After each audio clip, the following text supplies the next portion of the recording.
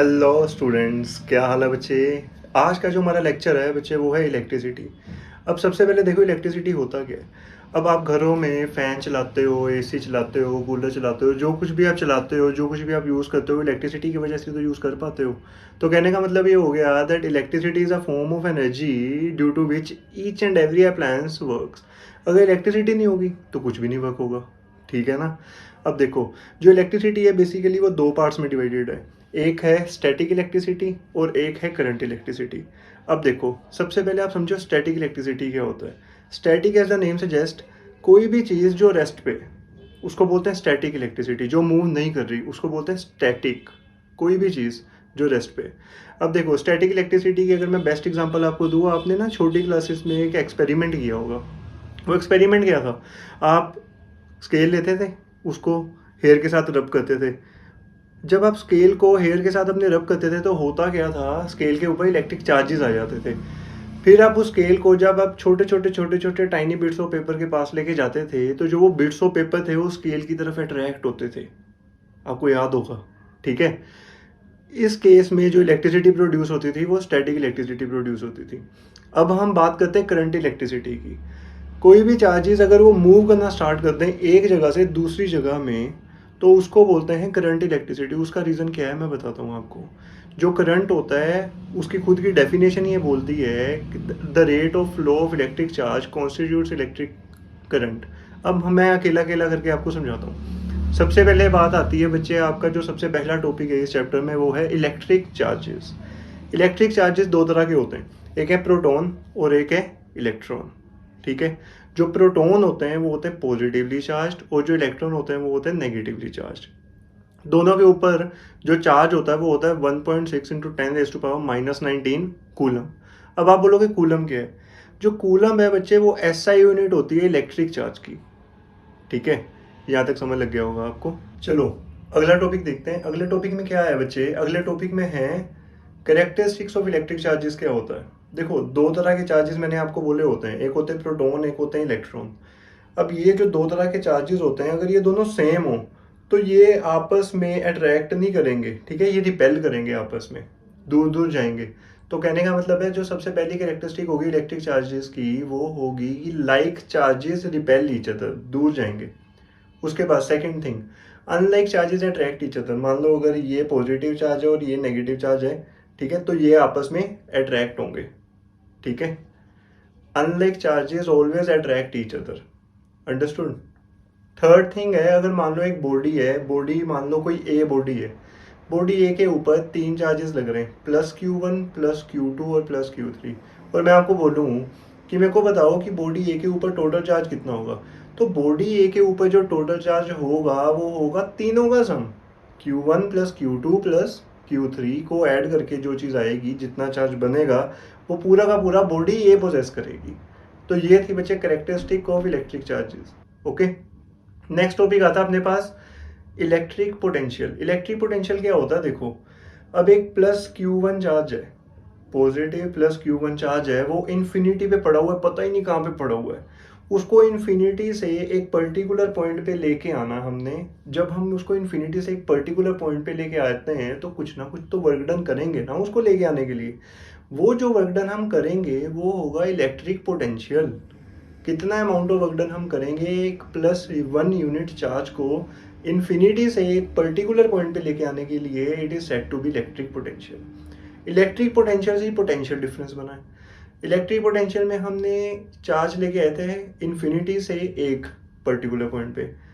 Potential difference में हम point A से पॉइंट बी के ऊपर जब हमने चार्ज लेके आना है, +Q1 चार्ज लेके आना है, तो हम बोलेंगे it is set to be potential difference. अब देखो ध्यान से, जो पोटेंशियल डिफरेंस होता है उसकी एसआई यूनिट होती है वोल्ट, VOLT। ओके। देखो बच्चे, जो एसआई यूनिट होती है पोटेंशियल डिफरेंस की वो मैंने आपको बोला कि वोल्ट होती है ना। अब जो इसका फॉर्मूला हो जाएगा वो हो जाएगा potential difference equals to work done upon charge. ठीक है। वर्क डन की जो एसआई यूनिट होगी वो होगी जूल और चार्ज की जो एसआई यूनिट होगी वो होगी कूलम। अब हमने क्या करना है, हमने अब आगे देखना है कि फॉर्मूले से आप डेफिनेशन कैसे बना सकते हो और डेफिनेशन से आप फॉर्मूला कैसे बना सकते हो। ठीक। ठीक है। देखो बच्चे, हमने किया that potential difference equals to work done upon charge. ठीक है, यही किया हमने। अब वर्क डन की जो एसआई यूनिट होगी वो होगी जाउल, 1 लगा देते हैं हम आगे, क्योंकि हमने डिफाइन करना है इसको। चार्ज की जो एसआई यूनिट होगी वो होगी कूलम। अब अगर मैं आपको बोलूँ कि पोटेंशियल डिफरेंस की जो एसआई यूनिट होती है वो होती है 1 वोल्ट, ये अपने को पता है। अब इसको डिफाइन करो। आप कैसे डिफाइन करोगे? आप बोलोगे ऐसे, that potential difference is set to be 1 volt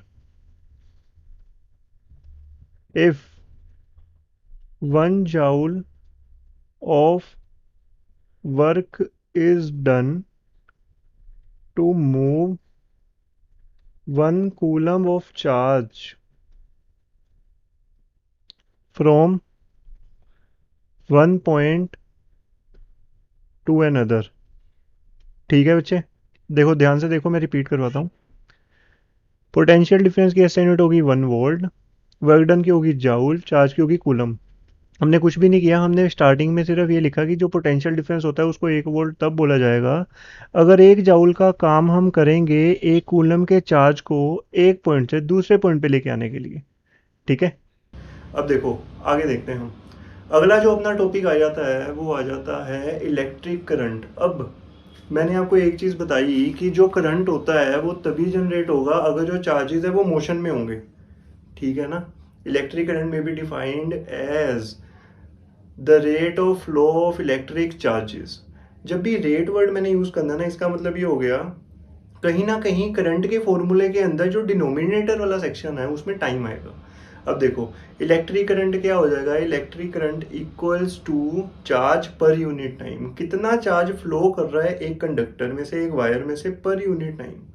अब इलेक्ट्रिक करंट की जो ऐसा यूनिट होती है वो होती है एम्पियर। ओके, और जो चार्ज होती है उसकी मैंने आपको पहले ही बता दी है, कूलम होती है, और टाइम की होती है सेकंड। फिर अब मैं आपको बताऊंगा कि इसके फॉर्मूले से आपने डेफिनेशन कैसे बनानी है और डेफिनेशन से इसका फॉर्मूला कैसे बनाना है। क्योंकि जनरली जो पेपर में क्वेश्चन आता है वो होता है define SI unit of volt. अब वो आपको ये नहीं बोल रहा कि मेरे को बताओ कि इसकी एसआई यूनिट है क्या, वो आपको बोल रहा है कि जो इसकी एसआई यूनिट है उसको डिफाइन करो, उसकी डेफिनेशन चाहिए अपने को।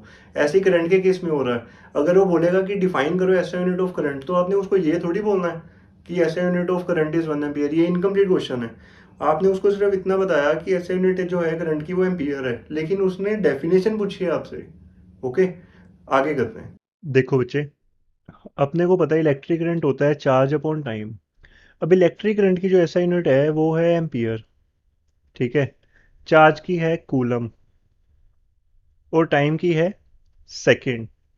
अगर मैं इनके आगे 1 1 1 लगा दूं तो क्या मैं ऐसे लिख सकता हूं that electric current may be defined as 1 ampere if charge of 1 coulomb flows through a conductor in 1 second। देखो सारी चीज़ें कवर होगी बच्चे। जैसे कि मैंने आपको पहले बताया, इलेक्ट्रिक करंट की एसआई यूनिट होगी एम्पियर, चार्ज की होगी कूलम और टाइम की होगी सेकंड। अब हमने सिर्फ वैल्यूज पुट करनी थी डेफिनेशन के अंदर।